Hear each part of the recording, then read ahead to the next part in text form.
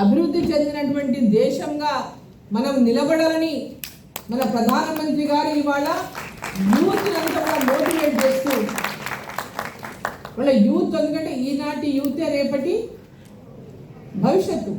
మీరే రేపు 2047 ఉన్న వాళ్ళందరూ కూడా కలుగుతారు.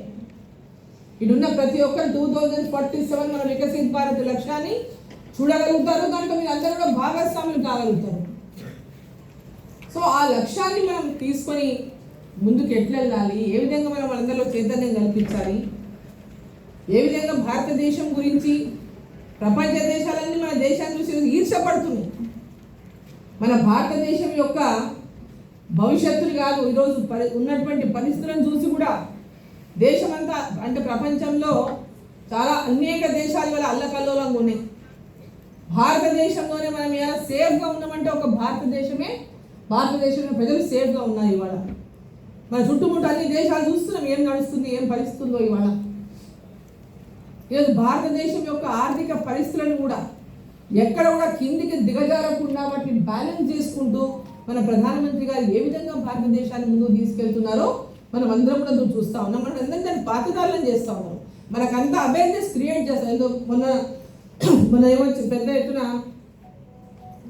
కోవిడ్ మళ్ళీ లాక్డౌన్ వచ్చేస్తుందంట అన్నటువంటి పుకార్లు ఇచ్చేసారు. మరి పార్లమెంట్లో మాట్లాడేది లాక్డౌన్ వస్తుందని మాట్లాడలేదు. అటువంటి సిచ్యువేషన్స్ వచ్చినా మనం ఫేస్ చేయగలం అనే విషయంగా మాట్లాడినారు.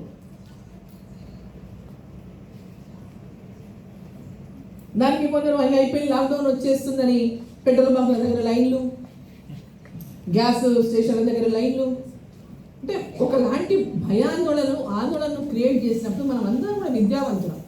అటువంటివి వాటిని ఇమ్మీడియట్గా కండెమ్ చేసి ఇది కాదు, ఎవరు ఆందోళన చెందాల్సిన అవసరం లేదు, ఎటువంటి సిచ్యువేషన్ వచ్చినా మనం ఫేస్ చేయడానికి రెడీగా ఉన్నాము, రెడీగా మనం అందరం కూడా ఎదుర్కోవాలనేటటువంటి ఒక ప్రిపరేషన్ వారు మనకు ఒక కోవిడ్ అప్పుడు కూడా అదే రకమైన ప్రిపరేషన్ చేశారు కాబట్టి మనం కోవిడ్ని ఫేస్ చేయగలిగాం.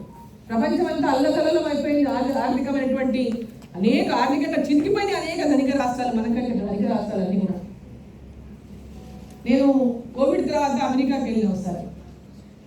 కోవిడ్ ముందు అమెరికాని చూసాం, కోవిడ్ తర్వాత అమెరికాని చూసాం.